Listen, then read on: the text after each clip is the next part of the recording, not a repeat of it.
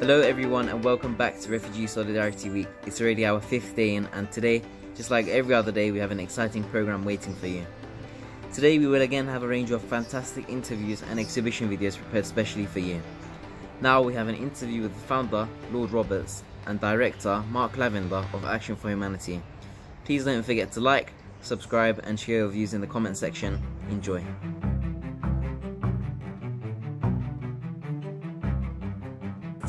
Okay. Hello everyone, we're here today with the founder of Action for Humanity, Lord Roberts, and the director, Mark Lavender.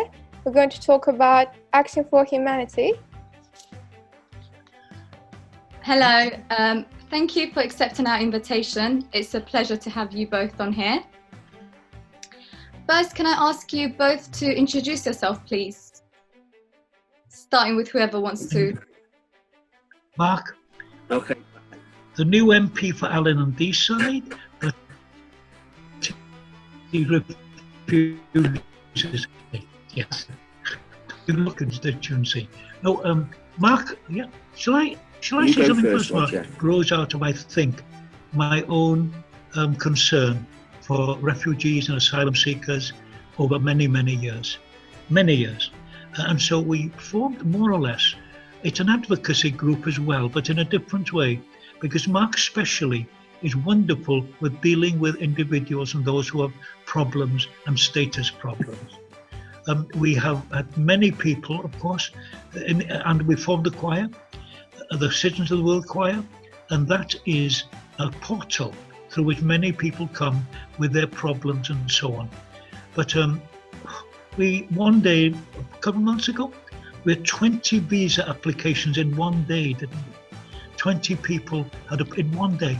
Of course, we can't deal with all of them, and we find the Home Office is not easy to deal with. So that's what we're doing. Well, that's what I've been doing. Mark will have a different view on this because he's taken over. And this pandemic has stopped in our tracks what he was going to do, but it'll be great when it goes. And we're related, of course, with the choir and others, many people. And we have had many refugee organizations linked with us. And Mark has only now, one problem we have. Can I tell them, Mark, about the detainees problem? If I'm not too far. About a month ago, because of the pandemic, immigration centers, which had folk who were going to be deported largely, they released these folk into the community. And they were people who were going to be deported now, but of course there aren't any planes flying places, not out to Turkey. And so we had, so I've got a question on this now. They were released, were they released with any funding to help them when they get to the outside world? Did they have an address to go to where they could be accommodated during the pandemic? All things. And I want to clear it up. So I don't want anybody released from a detention centre without having at least a bit of cash to see them through the immediate future and also a bed to sleep on. We've done a lot of things, and we still do a lot of things. And it's good to share what we do, some of it. Yes, I think we've got nothing to hide. It's just my memory's getting at a loss sometimes. So, Mark, you tell them now, please. What are we doing? Well, Action for Humanity. I'm Mark. I've worked for Lord Roberts for the past 8 years now, and I started probably about 5 years ago or so working on Action for Humanity with Lord Roberts. And since then, it has developed quite a lot. At one point, we were bringing different organisations together. So as a hub, and we would organise seminars and have guest speakers from lawyers, from some of the big NGOs would come along and talk about the issues on the front line with refugees. So Action for Humanity, we decided to move from what we were doing into more trying to help people as they arrived in the UK and trying to get them legal support to help them with their cases and their issues with the Home Office. So that we've been helping mainly people through Citizens of the World Choir, which was founded just over 3 years ago now by Lord Roberts. We have around 53 members and 28 different nationalities from around the world. Wow, very impressive. Yeah. And if you sing, you're invited to join them, I'm sure. I'm sure you two, we look very good singers to me, absolutely. Yeah. Well, I only sing when no one's around, so I'm not too sure about that. Okay, carry on with the questions, please. Okay. I was actually going to ask what Action for Humanity does, but you've already answered that. So Yeah. Yeah, So the next question that we have is, so how was it founded? What was the main motivation? Action for Humanity. It grew out of, as Mark said, those seminars we used to have, which were really organizations or evenings where people of different refugee organizations were able to come together and learn exactly what each other was doing. And that's, in a way, we'll have to keep on doing it, because we don't really want to, tread on each other's toes, because there's so much to be done. We want a way to share out that responsibility. Yesterday, for instance, I had a question in Parliament, or came in on a debate, and that was rough sleepers. And of course, most of the rough sleepers are not UK people. They're people who come over here and they find life difficult, very, very difficult, some of them. And some of the people like St. Martin in the Fields, the Whitechapel Mission, Passage, which is an organisation near Victoria Station, and they, I know Whitechapel Mission yesterday had 300 breakfasts. Last year, it served 100,000 breakfasts in the year, and that's a great job. And you see, this is looking out after people who, and then also they do a lot of advice as well for people who come and they ask, how do I get citizenship? How do I avoid sort of going to a detention centre? And Mark is still on with one guy, Asiye, who's from Nigeria originally, and now he's sleeping in a car basement in Algeria. Lots of massive problems, incredible problems, and we do what we can. And unfortunately, we can't do everything. And unfortunately, with some of them, they've sort of either overstayed their visa time or something like that. And of course, they put themselves in the black books from the Home Office. Look, I don't know. I would like a massive reform of the Home Office immigration. That is one thing I don't know. I might do a little bit again. We've done one or two things, but there's so much more that needs to be done. Because what we're trying to do is to change the spirit in which people come into this country, not from one of hostility, but to one of welcome, because we're all one people. We've seen this, of course, with this outbreak now, this worst health outbreak I think we've seen for a couple of 100 years. And we all belong to each other. And it's in that spirit that we're going ahead. One family.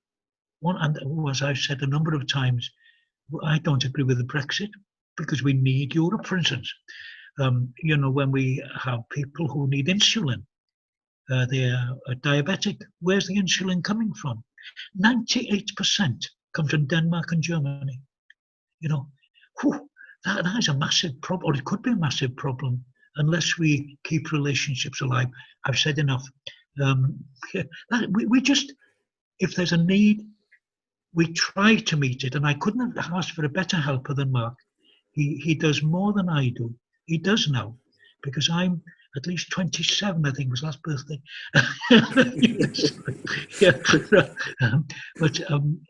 Mark does a great job, and he puts all these meetings together, interviewing or being interviewed. I think you're supposed to interview me, interview Mark, so carry on. Yes. And I'd like to ask, what's your favorite? My favorite one? Yeah, it's your question. Okay, what's your favorite thing about your job? I think the best thing we've done is the choir. It happened like this because we were promised in a way that there'd be 3,000 Syrian youngsters coming over to this country. And when the votes went in Parliament, especially in the House of Commons, it was defeated. In the House of Lords, and I was sat there on the front bench. I'm a Lib Dem, by the way. It sat there on the front bench and seeing all these hordes of peers going through saying, no, we don't want these kids. You know, and that's the night, I think. Is it, Mark, when we formed the Citizens of the World Choir? Yeah. And that's done a great job. For instance, one lad, I shan't mention him, we'd gone to the Eisteddfod, that's the festival in Llangollen, the International Music Festival. And he came to me afterwards and he said, he was from Afghanistan. You know, that was the best day of my life. And what I like to think is that give people the best days of their life and a bit of hope. That's what we're on about. We'd love to work with you, advocacy, or you might like to work with us as well. Yeah. Would definitely like. Carry on. I've answered. Mark, you're supposed to be answering questions as well. So I'll ask this question to Mark then, right? Huh? I'll ask this question to Mark. Yes, please. Okay. And I'll try to shut up. No. So, what has working with refugees and asylum seekers taught you? It's taught me how all of us are better together. Seeing the plights of some of the people. I mean, sometimes you think you have it hard, and then you sit down and you talk to people that have come through and have left through whatever reason, through war, or for whatever reason they've left their country, which isn't an easy decision. And then hearing their stories of despair and what their journeys and what they've gone through. And then when they arrive in this country, they are not treated any better, to be honest. There are plenty of groups and of people and organisations who do welcome them with open arms. And that's what it's taught me. I mean, you're always going to have people who are against other people, but at the same time, there are so many good people around the world who will open their arms and welcome people. Thank you for that. I bet it must be a very satisfying feeling to know that you've helped someone who's in need. It is indeed. I mean, it's quite frustrating sometimes when you know you can't help somebody who tries and you've not been able to help them. But when it actually comes off and you see the face of the person that you've helped light up because they've just been given leave to remain, you can't beat that feeling. And again, with the choir, when you see the choir, all their faces lit up singing, you can't beat that. Yeah. So the next question is, what role do asylum seekers and refugees play in our society?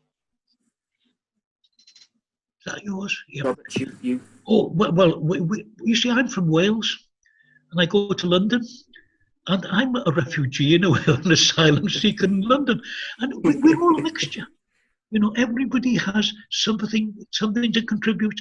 And one of the things we try to do, of course, is to help them to find their feet and to develop exactly the talent that they have. For instance, this lad I was speaking of, who said it was the best day of his life, and that was when we went to Llangollen. I saw with the general election last November, or was it December? Yeah, and he stood in his college as a candidate, you know, and that was wonderful. He was finding something new, and then the leader. Huh? He was the leader. He was he'd been put as the leader of the Lib Dems. Oh. Had he? I didn't know. Oh, he was Lib Dem, was he? Yeah, I should know that. Yeah, and then you pick the singing. Some of the, you know, we've got so many people like Becky and Rachel and others who do a great job with the choir, you know, and and I'm so proud of them. They really do. Really, sometimes I listen to some of their songs and so on. I've got them on various things, you know, I can listen to them, and I'm really crying because they've done such a great job. You know, it's making people find their feet giving them a bit of hope and helping them in any way we can to take their place in society in the United Kingdom. It's a lot. That's a lot what we do or try to do. Right. Isn't it? So my next question is, what is one of the biggest problems that asylum seekers and refugees are facing in this country, and what can we individually do to help and perhaps raise awareness on these issues? Mark, your turn. I think the hardest thing is their status. So many have difficulties with gaining their status with the Home Office, and I do not think the press helps in this country. They paint a very negative picture of refugees and asylum seekers who come to this country, and I think we as individuals could put more awareness out about how much good they do bring to the UK. I mean, personally, I have so many friends which I love from all around the world, and I look at the people who have been fortunate enough to have their leave to remain, the jobs and the great work that they do around the country. I just wish that we could put out awareness and show pictures and show videos of the great work that they do and their personalities, you know, and things that people take for granted. The food, the amounts of different food we have from around the UK, thanks to people who have brought their recipes from other countries. I think it's amazing, and I certainly wouldn't want to live without that. And I think as individuals, that is what we could do.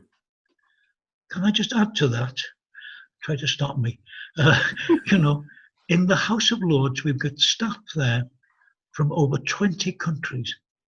You know, we speak to them from Poland, Nigeria, wherever, Kampala, wherever it is, Uganda, you know, and it's so great that people are able to, we've got to build these bridges. We've got to get these people to be one family, and that's what we're trying to do. Basically, if I do a wee bit of that, I'll be very, very happy. It is, isn't it? Yeah. Indeed. Definitely, yeah. Beautiful. I'd like to ask, how could I, as an asylum seeker, contribute to Action for Humanity? Sorry, I didn't hear that. I think. Mark, would you tell me what it was? Yes. Asiye, did I pronounce your name right? Yep. Right, thank you. Asked what she could do as an asylum seeker, what she could do to help Action for Humanity. I mean, obviously, we're more used to helping other people, but I mean, your story. It'd be nice to sit down and hear your story, and we could put your story out, which benefits Action for Humanity, because we will get more, you know, hopefully more support from people hearing your story and what we do. So, and in the long run, hopefully that would also help you out.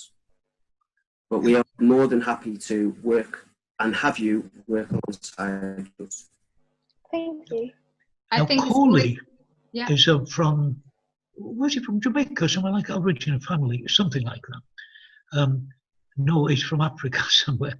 And we've got there's a village there called, in Kampala, Watoto. And this is for children whose parents have died of AIDS and that sort of thing. And 3 of the folk that were with me, and the only Macaulay remains around now, they went out to the children's village, and they helped to build a bungalow for a teacher at the school. And then Coley came back, and he said to me, he said, you know, he said, it's sad there. The children are well dressed, but the teachers look so poorly dressed. Now, And so he goes to a Methodist church in London, and he said, and shared it with his people, and he got 3 or 4 bales of clothes, and he sent them out to Kampala. And when they got to Kampala, he phoned up and found, are you wearing? Oh, no, they're too nice to wear now. We're keeping them for Christmas, you know. The lovely things happen, lovely things happen. Oh, sorry, I could go on and on. I do usually mark those. Next question. No, it's fine. No, that's great to hear. I'd like to know, because you both have a lot of experience working with asylum seekers and refugees and working on issues related to human rights in general. I'd like to know, what are some of the advice you would like to give to the young activists at HRS? If you would like to give us 3 top tips, maybe, because we're quite new and we're on our early stages. Okay. I think getting involved, getting involved with other organisations. I think grassroots organisations. I've learned an awful lot from working alongside some amazing people who will help offer, you know, whatever help they can give you, advice, they'll be more than happy to do so. I say we at one point we were like a hub and brought a lot of these organisations together and people together, and there are people who came to those meetings who are still in contact and do still work together. So I think definitely one of the top tips is trying to get involved with the other organisations and find out what you can do to help them. All of them will need some support, some help from volunteers. I mean, Action for Humanity, we're more than happy of help. And as I say, my other friends with other organisations would snap up any help they could get. Yep. But you will learn an awful lot from doing so. And because there's so many different organisations out there, some might work collecting clothes, some might work taking out the clothes, some might work collecting donations, which then supports various organisations. There's so many different jobs and different organisations which people do. With each of them, you would learn, different bits. Yeah. Would you like to add on to that? Asma is a special person, isn't she? Asma, you know Asma? Yes. Yep. And Piece of Cake. Yeah. That's her organisation. PEACE. Piece of Cake. And she does that and brings people together. I have great admiration for Asma. Very great. And she has many functions that are supported by Piece of Cake. I like cake, but I like what it's doing better than that. Yeah, and it's being truly kind to people. That you're truly kind, that you really care for them. You really care, and caring takes a lot out of it. Takes a lot out of it. But that's what kept me in politics all these years, is that I care for people. Well, I'm an old man. Oh, I am at least 27. I'm an old man, And it started me off in 1945, when the Second World War came to an end. You weren't even grandchildren then, I looked at the film. They used to have newsreels, and it showed the people being released, those who were alive, from the death camps of the Nazis. And you could see them, masses of skeletons, and other people were a little better than skeletons, shuffling to the gate. And I was a little lad, about 8 or 9 then, and I said, this mustn't happen again. And that is what started me. You see the case. Another thing that got me that way, you perhaps remember the Ethiopian famine. Perhaps not. And there, we raised money for 2 ambulances to go out as clinics, mobile clinics.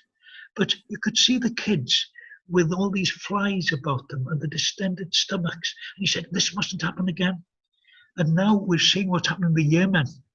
And I understand that the Yemen, that the virus has reached there. bless them all, how we can do this. Of course, it's so difficult to fight a virus. It's easier to fight an enemy than it is to fight a virus, you know. But you've just got to do it. But be kind, be loving, be forgiving, because people are going to make big mistakes. And you go, I wouldn't have done it that way. Oh, I tell Mark off often. You know, yeah.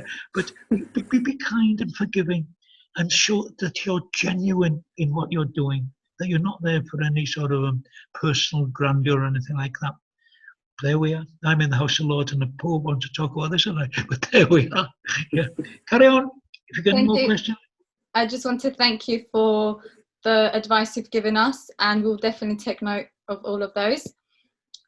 We've come to an end of our conversation. That's okay. Yeah, go ahead, Asiye. Thank you all for coming, and thanks, Lord Robert. Thank you, Mark Lavender. It was a really, really lovely talk. Thank you so much. You're more welcome. Hopefully, when we get back to Parliament, you'll come and see us for a face-to-face talk. And I can't give you a cup of tea over the Zoom, can I? But keep in touch. We can have cake. We can have some cake too. Definitely. With the tea. Oh, you want some cake, do you? We'll get Asma along then. Why not get Asma in as well, you know? Lovely. Yep. Okay, so... Thank you so much, Lord Roberts and Mark Lavender, for that great interview. We now have a short, meaningful exhibition video made by Humanity Cartoons.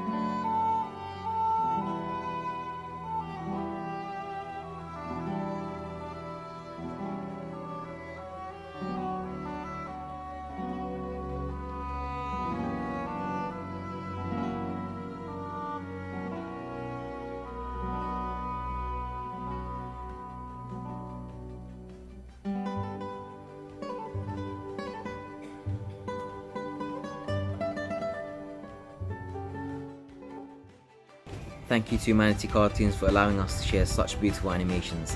We now have an interview with Tahir Khan from the Liverpool Muslim Outreach Society. Enjoy. Welcome. We're here with Mr. Tahir Khan. Thank you for joining us. I would like to begin by hearing from you about what you do on a day-to-day in your day-to-day life. What is your work, and also what is the work that you do voluntarily for refugees? Could you introduce yourself and the work that you're doing? Hi everyone. Firstly, thank you very much for giving me a platform to actually speak. I really appreciate that. My name's Tahir. I'm based in Liverpool, UK, and I represent an organisation called the Liverpool Muslim Outreach Society. Liverpool Muslim Outreach Society, which we abbreviate to LMOS, has been running for around 2 years, and it started through a number of objectives. And one of those objectives was to try and focus the narrative of charity beginning at home. Because, within the Muslim community, we all know that Islam is the only faith that mandates charity as a pillar and makes it particular emphasis on the fact that charity is important. But what happens in society is a lot of Muslims tend to do charity on the quiet, and they tend to focus their charity abroad. So what we wanted to do was highlight the causes of some of the issues that are around us within society, as the hadith of the Prophet ﷺ says, that no, you are not a Muslim if your neighbor is hungry and you have a full stomach. So on this one hadith, it kind of triggered us into action to try and address some of the concerns. So our priority is around food poverty. Yeah. And one of the issues that was raised specifically was around the issue of the refugees. So within Liverpool, I've been working with refugees now for around 2 years. And one of the things that came to light was the fact that Liverpool has the highest intake of refugees within the UK. And upon investigation, we found that a number of these refugees are housed within reception centres within various locations within Liverpool. Mm-hmm. So what we do is we started to work with Serco, who have been very receptive of the work we've been doing. And they allowed us access into the reception centres every week. So our outreach entails providing provisions of basic food items and clothing. Yeah. So a lot of the people we were coming across had left everything behind. They had no clothing other than what they were wearing from maybe a hot climate, and maybe inadequate footwear, no jackets. We were coming across children with inadequate clothes, and understanding the fact that the poverty aspect of refugees within the 5th largest economy of the world, to be given £5 a day in today's climate for them to survive, to make a decision on to provide clothing for themselves or, to feed themselves, was one of the big issues that, they had to factor in. So we were providing, basic provisions, fresh chicken, vegetables, fruit, health and hygiene products, and clothing. We'd receive clothing donations, and we'd literally just distribute whatever you want, you come and take it. And we're the only organisation, we're a voluntary organisation within Liverpool, and we're the only organisation who actually attends the reception centres to help these people. So there are other services available, such as food banks, but obviously, they have restrictions themselves. Yeah, and especially in this climate where mobilization is more difficult. The work that you're doing is just so much more precious. Being there and accessible to the people, going to the people, delivering these services that you provide, they're inspirational.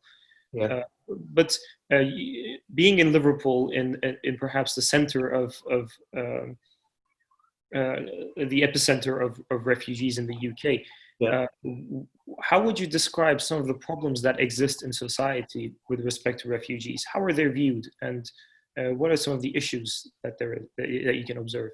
Yeah, I think there's a big issue of perception. I identify as a Muslim within the UK. I was born in the UK. My father came here in the 1950s. And I think there is an issue of perception, not only within wider society, but within my own community as well. Mm-hmm. So there is a perception of refugees which isn't a healthy one. So again, with Liverpool Muslim Outreach Society, we're trying to bridge that gap, in particular with our own society. To explain to Muslims that these people are refugees who need our assistance, and they're our neighbours, they're our guests, and it's our priority to look after them. So, there have been instances of refugees who've moved out of the reception centres into properties across Liverpool, and they've encountered racial hatred. Many examples, to be honest with you. And I think the support around kind of addressing hate crime is very limited and very poor. Yeah. It's very sad to hear that having come from war-torn or poverty-ridden areas of the world, they're coming to this country to seek refuge, but they're faced with hate crime over here as well. I touched on the fact that the UK is the 5th largest economy in the world, and in 2020, to expect a person to live off £5 a day is a crime within itself. In particular with the needs that these people have. They have restrictions, which a lot of people aren't aware of. The restrictions around refugees not being able to work. A lot of the refugees we've come across are very educated people. Their hold of English grammar, considering that they were from what we class as third world countries, is much better than some of the residents within the UK. Not having the opportunity, we've come across doctors, architects, engineers, to not have the ability to work, which all of them are more than capable of doing.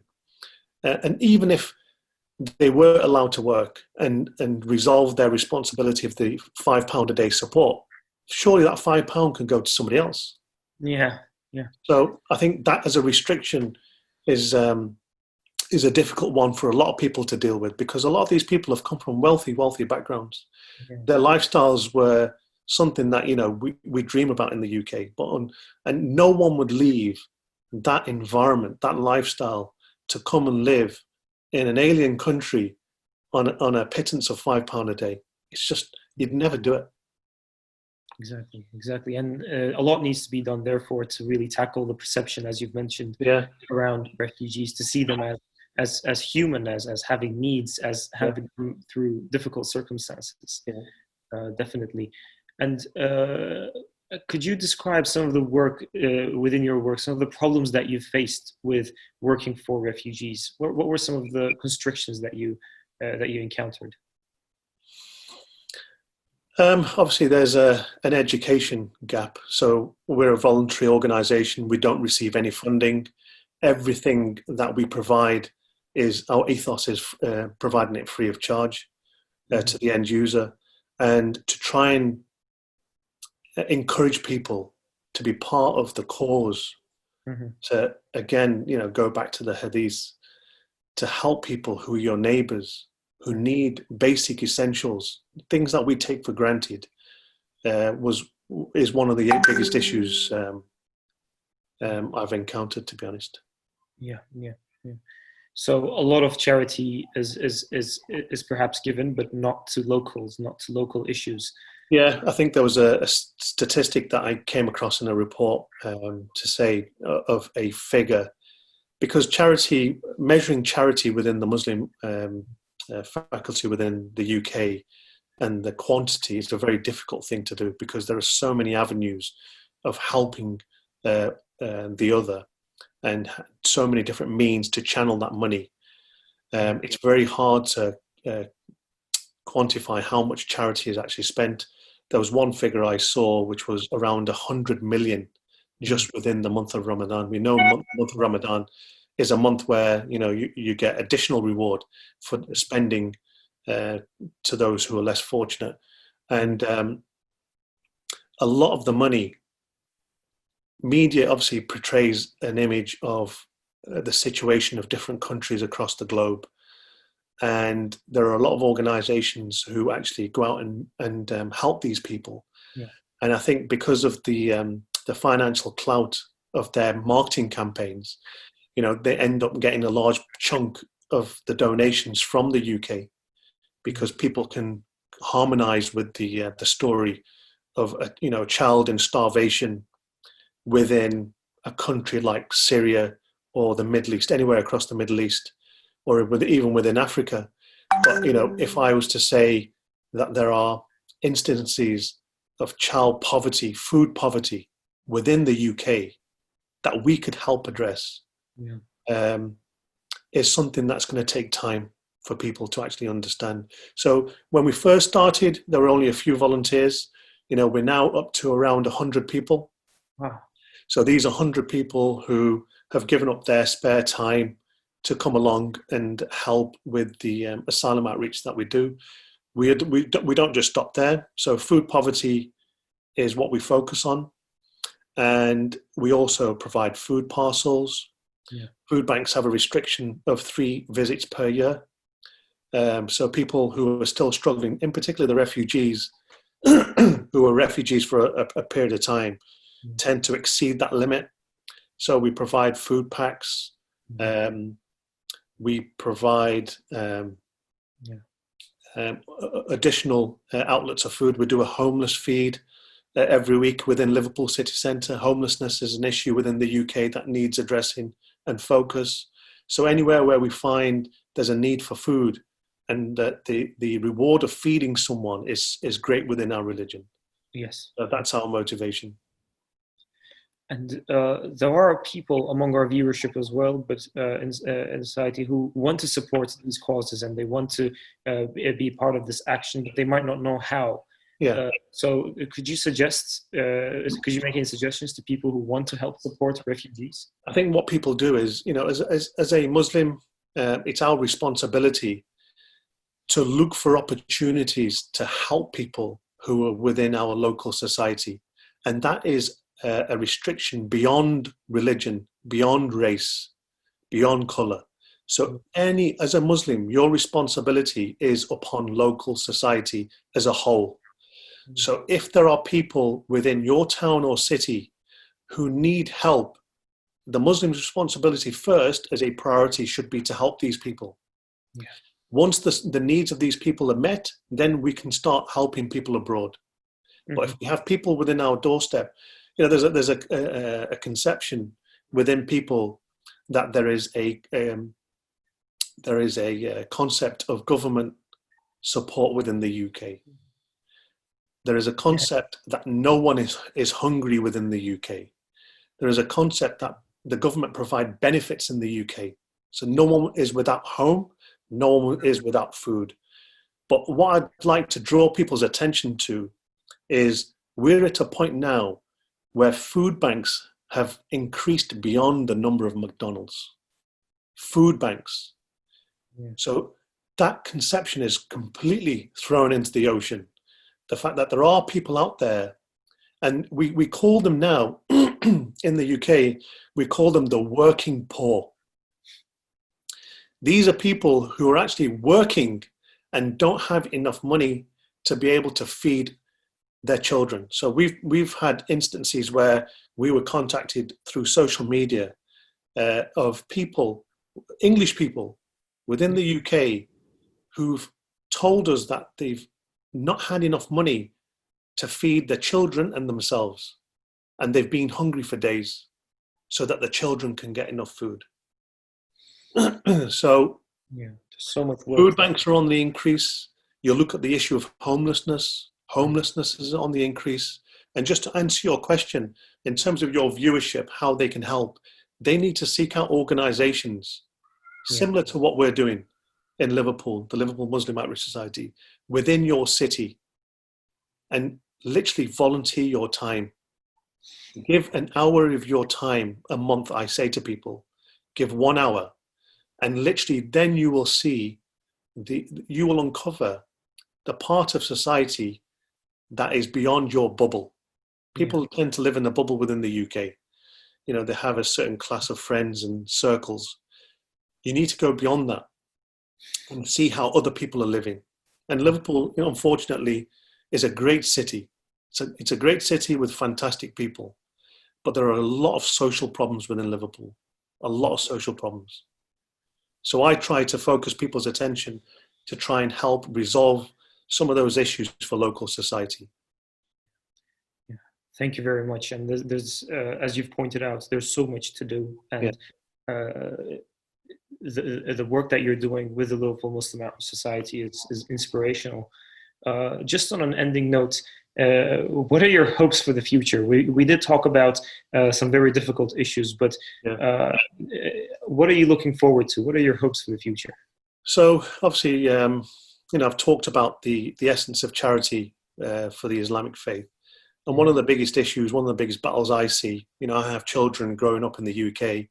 I want them to feel part of the fabric of this country. I want them to feel part of society. Yeah. And for them to do that, we need to combat the narrative of Islamophobia. Mm-hmm. Islamophobia is a fear of the unknown. So one of the reasons why we've actually adopted to go onto social media to portray what the Muslims within Liverpool are doing is to combat that narrative, to say, there's a lot of charity work, there's a lot of good work that gets done within the Muslim community. And maybe some of the refugees that people may come across may wear a headscarf. They may have a beard, a bit darker than what I have.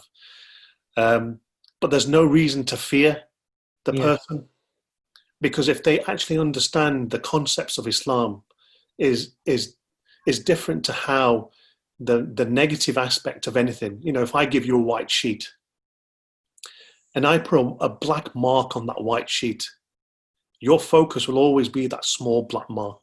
Mm-hmm. It won't be the fact that the rest of the sheet is white. And this is what we're trying to do. We're trying to combat the narrative of Islamophobia. There's no going away from the fact that the majority of refugees are coming from majority Muslim countries because of the issues of, political warfare, without going into detail. So we're trying to combat the narrative of Islamophobia to give people hope that, Islam isn't the religion that, the media tends to portray to sell papers and news. Mm-hmm. And that these people who are coming to our country as refugees, they're not a burden on society. These people are people who have a lot to give to society. These are very educated people, most educated people that I've even come across within my circles, to be honest with you. And the hope is that, some of these people who reside within the UK, who are given refugee status, and when they start working within the hospitals, when they start working within the services of this country, education, that people would change the perception of what they have with refugees. So that's a hope I have. Yes, hopefully. And there is just so much that refugees do contribute and will continue to contribute to our society. Yeah. Thank you so much for joining us, Mr. Khan, and your insights were very valuable. I encourage everyone to check out the work that is being done and to support it in the best way that you can. Thank you. Thank you very much, Tahir. We now have another exhibition video made by our friends from Humanity Cartoons. Enjoy.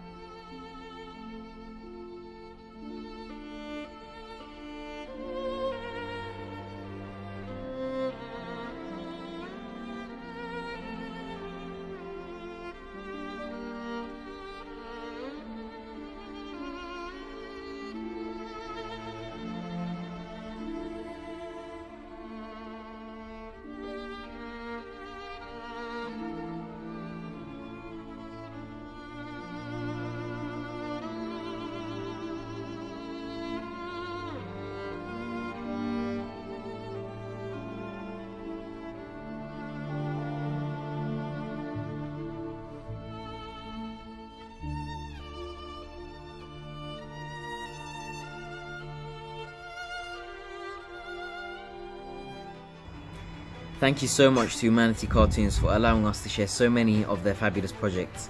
And that brings us to the end of our program. Thank you so much for joining us today, especially if you've made it all the way through here to the end. Please don't forget to like, subscribe and share with your friends and family, and we're hoping to see you tomorrow with another day in Refugee Solidarity Week. Goodbye.